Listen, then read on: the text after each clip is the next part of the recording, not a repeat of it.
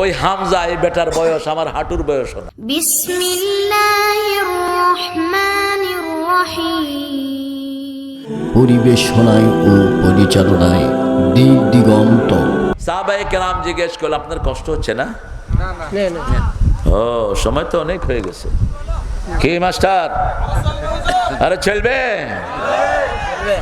আপনাদের এখন নতুন নতুন ওয়াইজ অগল, 1 ঘন্টার পরে ব্যাটারি ফিউজ।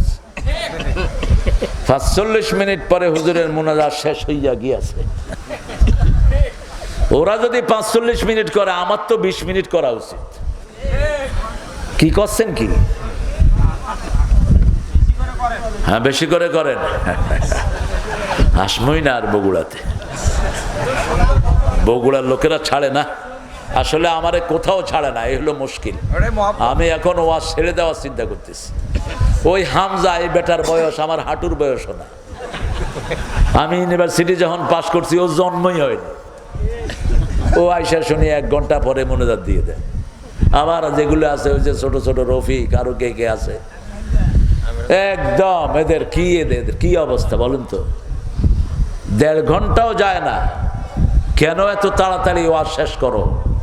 একটা ওয়াজ করতে ছেলেদের বুক মাটিতে লেগে যায়।